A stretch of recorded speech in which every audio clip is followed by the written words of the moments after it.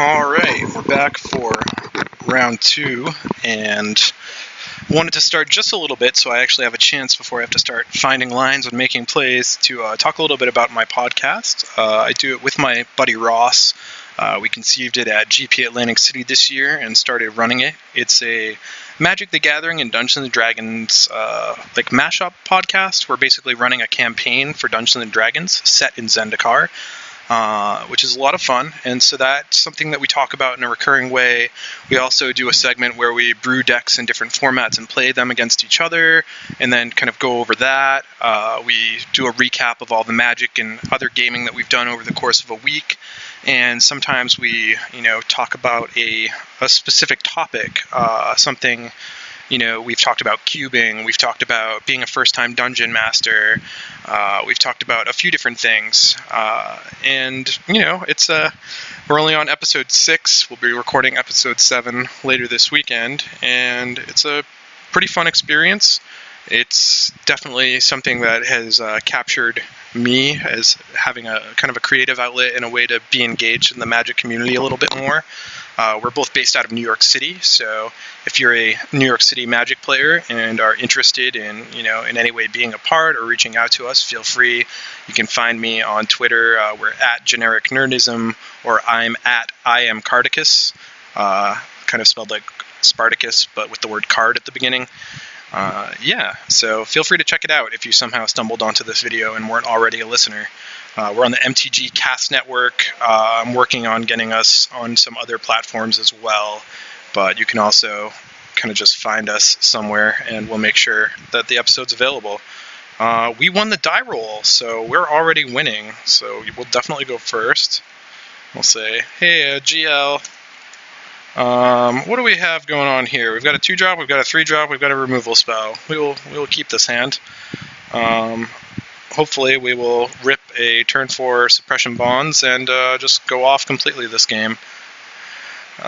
So things to remember from the draft. We did see a lot of Wild Instincts, so if we see Forest this time around, we probably got a few of those to contend with. We did see Ravaging Blaze. That's a card that can kind of blow us out. What? Oh. Hoisted on our own petard. It'd be nice if we could draw one of those someday. But for the time being, oh wow, that's actually a really strong follow-up to our Blood Knight fellow person. Vampire. It's a vampire. Wonder what plane it's from. Where did Liliana go? She came from Dominaria. It's got to be one of those two. Alright, Topin Freeblade, so they're just curving out right on time as well. Going to get in for one, which is totally fine. I believe we are going to hold back. Oh, got a little bit of lag there. Hopefully that won't interfere with anything we're trying to do. We're going to hold back our Shambling Ghoul since we really, really don't want that Freeblade going big. Although that actually doesn't particularly matter since they have the Anointer, so I suppose we will attack with our Shambling Ghoul. Makes sense. Strong. And next turn we will make a 6/5 flying lifelinker and possibly run away with this game depending on what our opponent is up to. We'll also have removal for when that gets big. Oh, they do probably have the Wild Instincts. Savage. Alright, so you have his Force Mage, so we're going to hit for 5, and that is going Renowned, so that's a reasonable amount of damage, but not unbeatable. Our follow-up play is fairly strong here.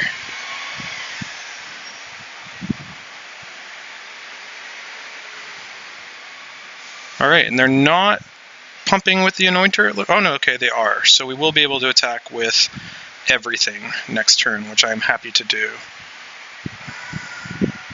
Very happy to do, in fact.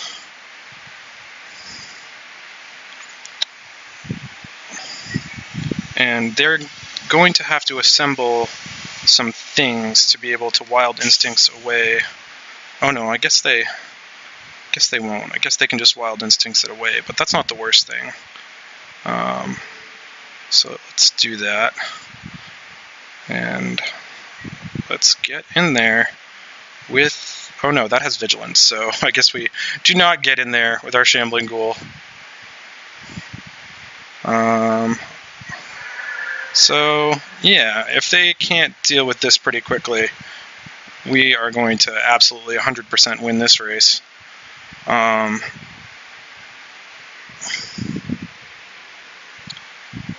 Let's see if they Wild Instincts. Hopefully not.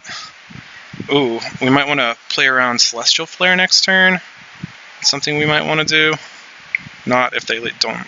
They're just playing out everything, so it's possible that this is a Kytheon's Tactics kind of deck. That's probably their only chance of winning if they're really hoping to race. They're going to tap our Shambling Ghoul, obviously. Next turn, I believe we're just going to leave up Unholy Hunger, provided we don't find anything better to do. But even with this, we're savagely winning this race.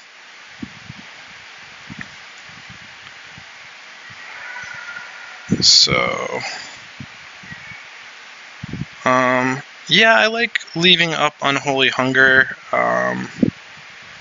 or we could Unholy Hunger this, get in with both of our creatures. We could also Unholy this Lieutenant, because right now that's representing an additional few damage. So that would be 1, 2, 3, 4, 5, 6, 7, 8, 9, 10, 11, 12 damage. And a Kytheon's Tactic would certainly ruin our day. So this is whenever this attacks. So we can kill it and begin combat, potentially. I like doing that. No, we're going to leave this up for Wild Instincts is actually what we're going to do. But we will 100% attack with our Lifelink Knight. Because if they can't deal with... So the reason I'm doing this is that they may be banking on Wild Instincts. And if we can blow them out with our Unholy Hunger, we will definitely win.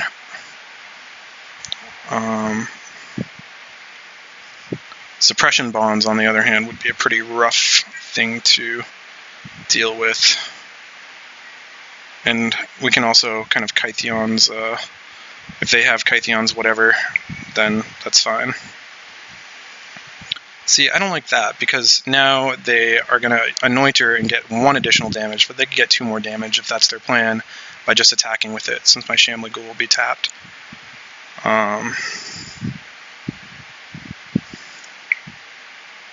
Okay.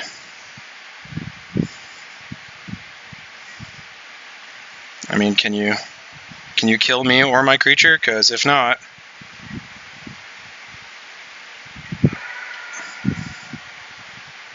I win next turn. However, if you can kill my creature, like Suppression Bonds is very brutal here. But Wild Instincts would be... I imagine they'll scoop if they do that, and we... Cleric of the Forward Order, so that buys them a turn. Doesn't really do much else, because we're going to go up to 16. They're going to be able to do 1, 2, 3, 4, 5, 6.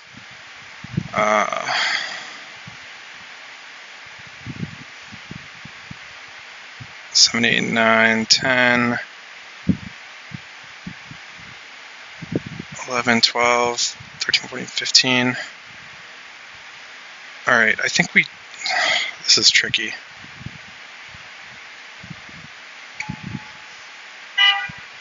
Wait. What does this read? For each creature you can control. So we kill this, untap, kill them. I like it.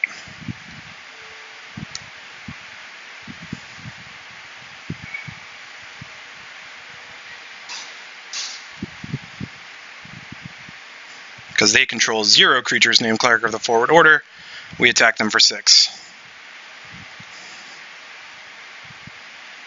That was pretty sweet, actually. This deck is terrible, but it's doing alright. So all of our board sweepers that we have yet to draw one of seem very good against them. Nothing else seems super exciting. I like maybe putting in another Enshrouding Mist over something that's maybe not so great. They're pretty aggro, so Rabid Bloodsucker might not be the best. Yeah, I kind of like that switch. It's somewhat arbitrary, and we're losing a creature, but I don't like the idea of paying 5 mana to potentially kill ourselves when they go wide.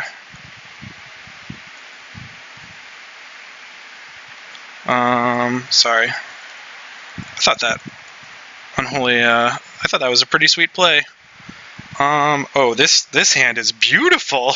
This is the nuts. Wow. Turn 1 Anointer.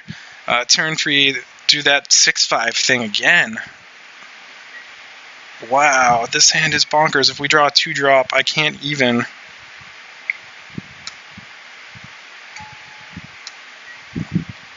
Getting in for 7/6 lifelink every turn seems pretty good. We're gonna play a Taupe and Freeblade. Oh, Cleric. Okay, that's less exciting. But this one they get their value. 2-drop? Enshrouding Mist isn't the worst. I kind of like trading Enshrouding Mist for their 2-drop, just because. Like, maybe not though, because then we can use Enshrouding Mist to protect our creature. So no, that's not very good. Do we trade Anointer for their 2-drop? I don't think so. Because we can block and oh no, it's attacking. Never mind, can't do that. It's not just a bonkers creature.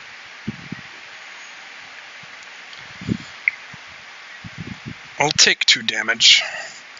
So what I really don't want to see is us getting blown out. Ooh, Blessed Spirits. Alright, so I think what we do here is play a slightly longer game where we don't play into a potential Wild Instincts, because I have a feeling that is in that deck. We play our Stalwart Haven. We're able to block their Blessed Spirit. Then next turn we can Blood Knight with Enshrouding Mist up, and then next turn we can Consecrate it, whatever. I think it's a fine play. I mean, Stalwart Haven, you know, the upside of being able to get racing that much faster is all right, but if we get the being blown out, or not blown out, but having our Blood Knight murdered by the wildest of instincts would be really unfortunate. If they play Grasp with the Hieromancer here, that's going to be a big Blessed Spirit. 4/4 that taps stuff. Yeah, alright, well, we're going to take a few hits from that, but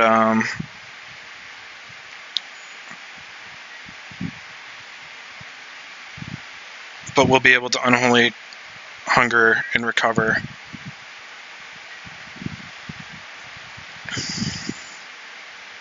So we're going to go to 12. Oof. That's kind of brutal. But we'll be able to make a 2/4 flyer, which will help us be racing. Not going to chump block here.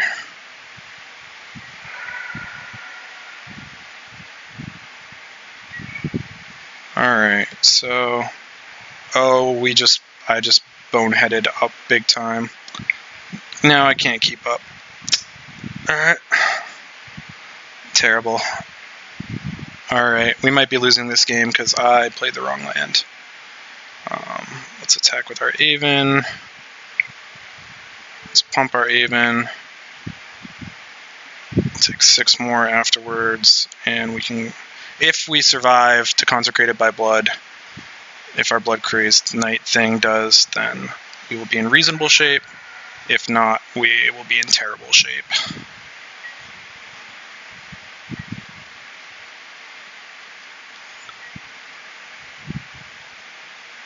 Terrible, terrible shape. Oof. Grasp with the Hieromancer and Blessed Spirits. It's nasty. I will have to remember that, because I've never encountered it before. Looks like a Wild Instincts. Oh, it's a Suppression Bonds going on. That's unfortunate. Enshrouding Mist wouldn't have helped that, so that's not the worst thing ever. We're going to take 7 here. We're going to untap and Unholy Hunger, the big thing. And and probably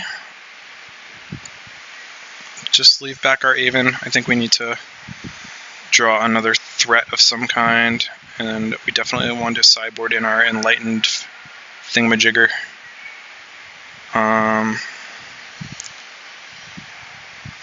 Yeah, let's just go ahead and kill that while we can. Whew, this game is proving much more difficult. If we could draw like Gold Forge Sentinel next turn or something, that would be swell. As it is, we can make a fairly big Renowned Aven. Oh, they're making something big now. War Oracle. That's scary.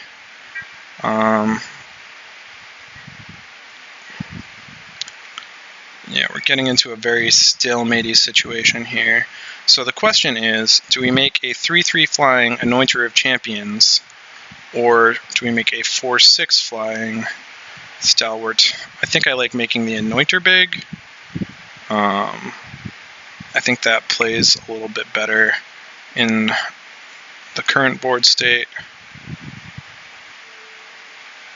And then we just hopefully draw some sweet spells. And they're on one card, we're on a decent combat trick. Like if they attack with War Oracle or something like that, you know, we can potentially blow them out. We have a Renowned Aven to... oh, we should have attacked with the Aven and blew them out that way. That would have been fascinating. +1/+1, prevent all damage. So that's going to be a 5. Ugh. Oh, okay, so they're making that a 4/4. That's interesting. Is it another Yeva's Force Mage? Oh, that's brutal. Brutal.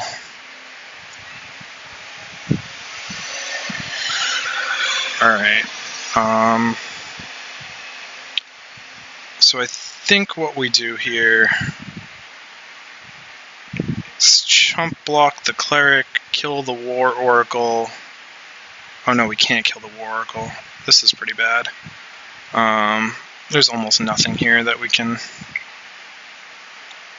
So I think we double block, save whichever one they don't kill, and then hopefully rip a creature to stabilize at 1 life. It's definitely our best bet.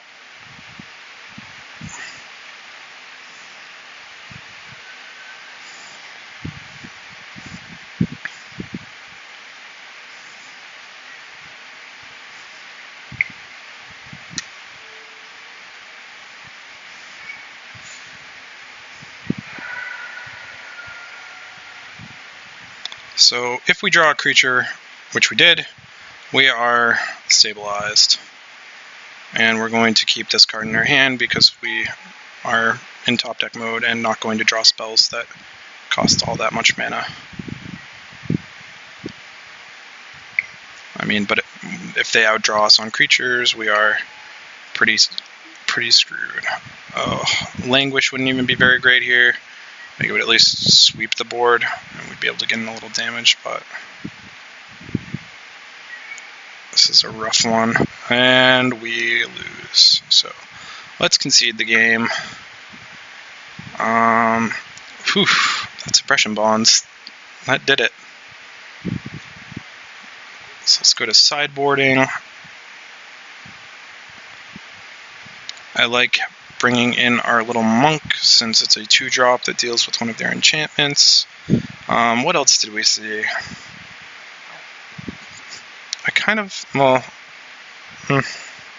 think that's really it. What do we want the monk to replace? That Enshrouding Mist we brought in, probably. Though I do think the Enshrouding Mist is good. I just think having the creature is better. Be on the play. We'll have a pretty reasonable hand, so we'll keep this. I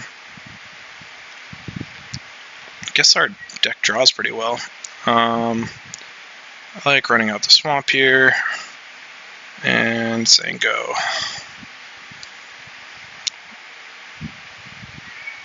No turn 1 Anointer. Oh, Bonded Construct. Gotta be late to the party.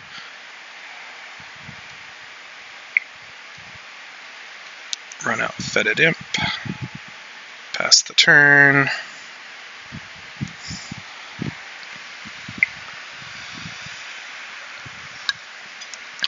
Cleric is fine. If it was a Topin Freeblade, we might have some more decisions to make, but we don't currently have decisions to make.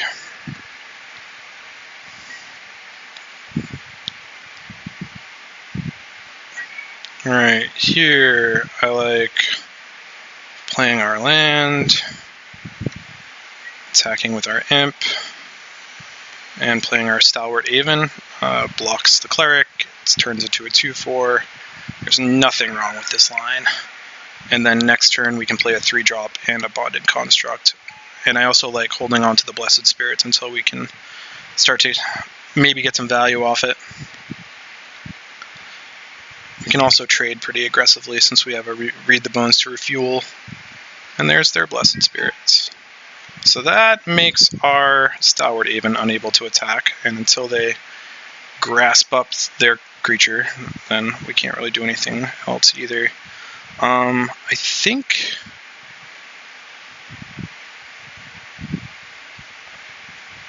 What do I like here? I think I like Bonded Construct to Read the Bones, because I think we want to... I think we want to Read the Bones first. So we've got potentially Blood Curse Knight, but I'm not wild about that without an enchantment to pair it with. But I think it's worth having. We'll put this land on the bottom. Oh, well, if that's the case, we'll just draw the perfect 2-card combo. Unfortunately, it doesn't work out that we can get value off the Blessed Spirit, but alright, now we pass. Next turn we can get our Vampire on. Keep Fetid Imp back to block. If they grasp with a Hieromancer here, that's going to be a little bit scary, but how often can that happen every game? Oh, Sword of the Animist. That's interesting. Guess we kind of got to let this happen, unfortunately. Yep. It's really not the worst thing that could have happened, though, because now we're going to get in with our Aven, keep back our Imp. Yeah, this is not going to be a terrible turn for us. So, we'll leave up Imp mana. We'll Blood Craze Knight. We will attack with the Stalwart. I don't know that I like trading the Bonded Construct just yet. Actually, no. Let's see. This will end up being 6 with the Aven attacking also potentially. No, I like attacking with the Bonded Construct. I like reducing the clock to a 3-turn clock with just this attacking, if that's what happens. Alright. It's worth potentially taking a hit for 2. If they kill our knight again, then that's pretty sad.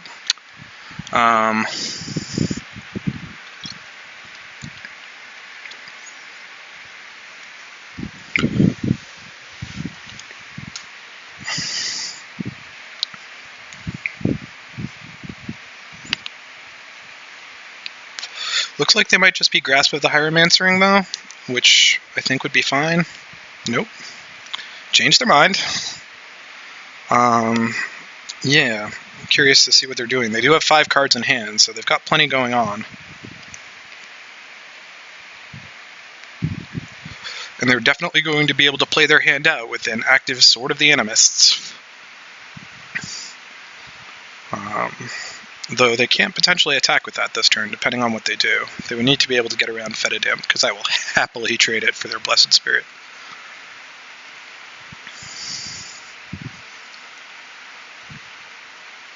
Our actual what we really want to happen is for them to just run out like a Rock's Maulers or something big with their 5 mana, and then they're tapped out and we get to smash them for 6 lifelink. It's looking like how they're tapping mana, we're going to be able to do that anyways. This is looking like a Grasp of the Hieromancer, and then them getting in for 4, 5. No, they're having a really hard time deciding what to do. So if we draw a land, we can Consecrate it. Alright, that's a reasonable card, but not really anything that scares us or averts our plan. They can't attack with their spirits. I'm happy. Oh, they're going to attack with the Cleric. Yeah, I'll take that too. Boop.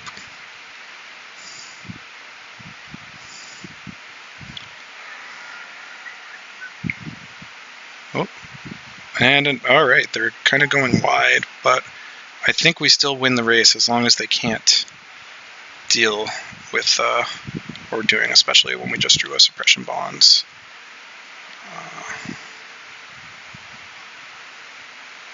So I like just attacking with the 6/5 here.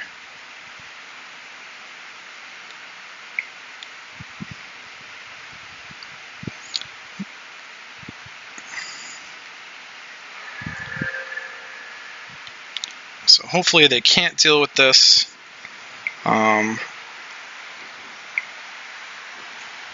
Looks like they are though.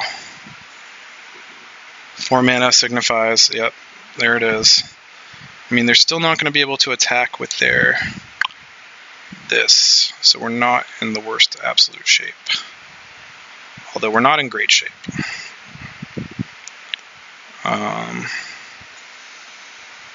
Hopefully we'll draw our Monk next turn and be able to Blessed Spirits Monk, and that would be really strong. 2/1 first strike. What do they have? Titanic Growth? Let's make them show us, I guess.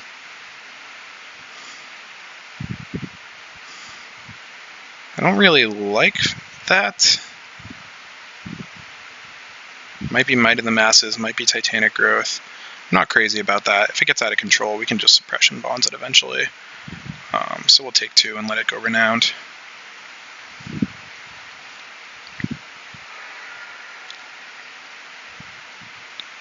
Oh, come on, Monk Idealist thing. I've never been so happy to maybe draw you. I also wouldn't mind a Languish here. We've never seen our Languished, which is really sad. Alright, what do we do? What do we do? I think we just run out our creatures. Although that plays pretty poorly into the Languish plan. Maybe we just Suppression Spawn that. Or Suppression Bond that. No, we play out our creatures. We can do this, I guess, is what I would say. We're going to take a hit for a bit here, I guess. Oh, this is going to be actually pretty awful. I think maybe... I think I might not be playing this well, but I also don't think that if I just Suppression something past the turn, essentially, I am in poor shape. However, if I take a decent chunk here, Suppression Bond their big creature, run them out of their cards, can follow up with a 4/4 flyer and a 3/3 flyer, we've got a shot. Alright, making that bigger.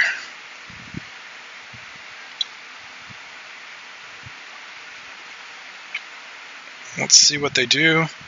There's probably...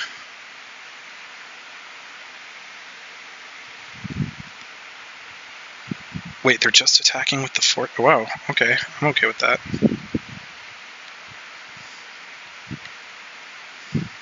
Totally okay with that. They're just attacking with the 4/3. I will... Do I even want to chump block? Like, I don't think so. I think I'm fine taking 4 here.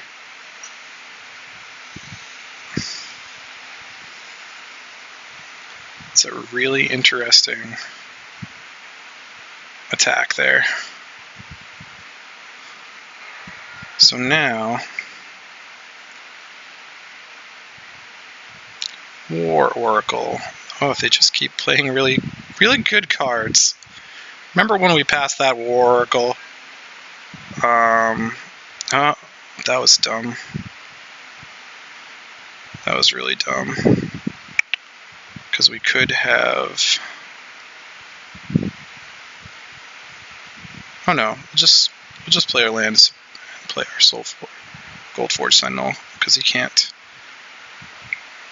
oh, actually, this is going to be interesting.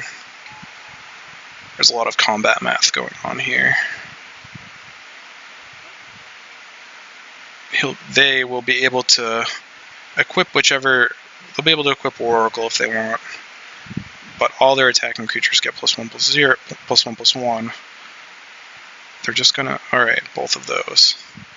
I think we 100% are going to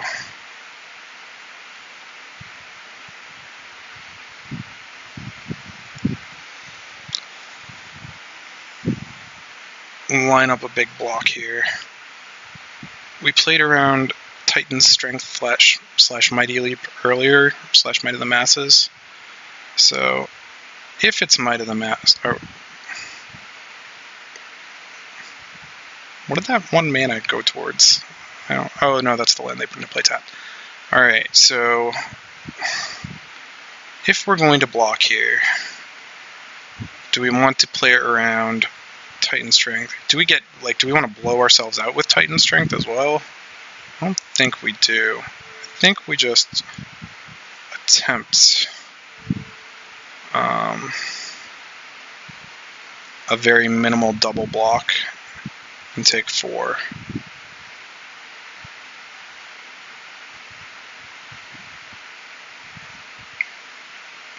Yeah, it looks like a Titan Strength. Or no, a Titanic Growth.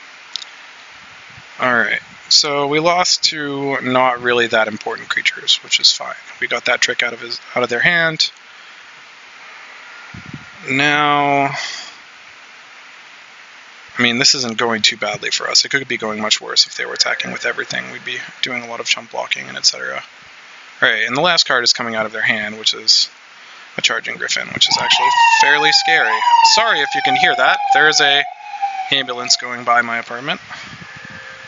Alright.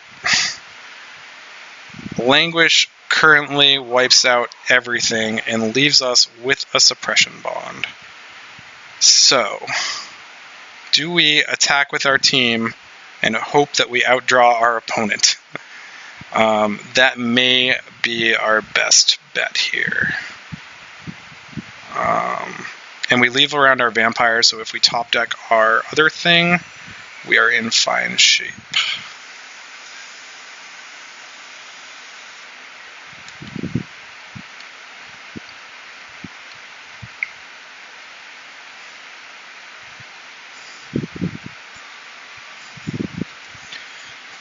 We're going to signify a very obvious Languish here, so our opponent should block every block that they can block.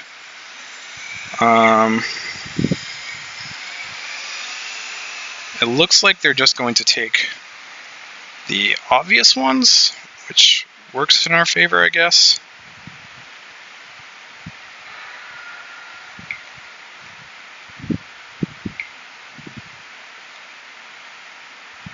So they have a 4-life lead, we have a Suppression Bonds in hand, and if we draw our enchantment removal, a terrifying vampire. So, YOLO!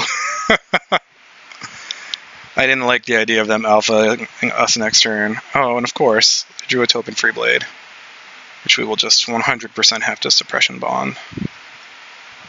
Unless we draw, I don't know, something amazing. Like that Stilly Enchantment Destroying card. That would be our 100% best draw here.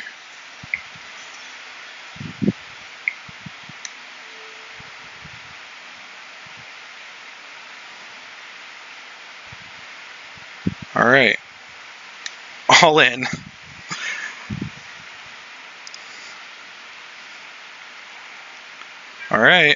we're doing it. Unholy Hunger, I mean, that saves us some more time.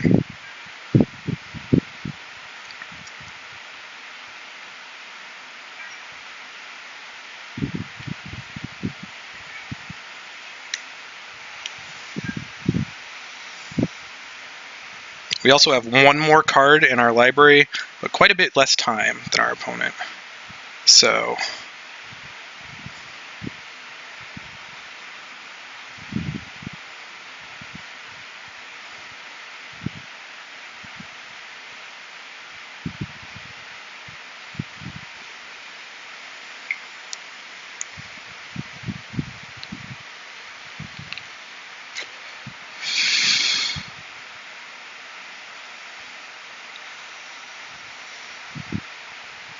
interesting. So that removes our Blood Knight thing.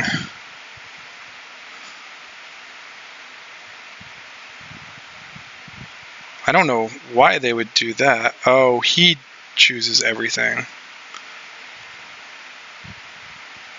Interesting.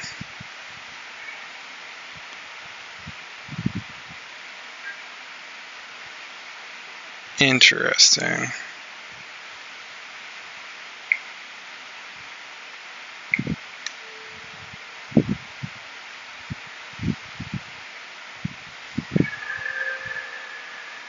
Gonna go ahead and snap off that Unholy Hunger. And continue to draw Plains.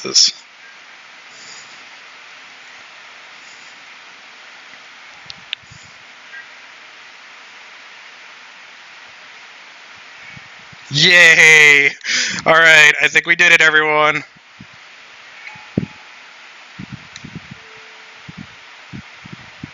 Whoo! That was pretty epic. Yes, I will use Enlightened Ascetic's ability.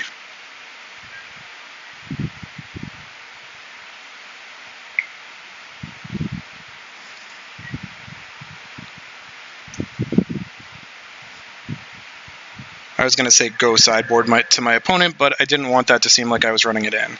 And we have lethal on the board. How's that?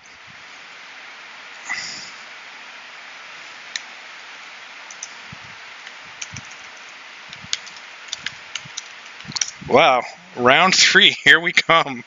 I did not expect that. See you then, everybody.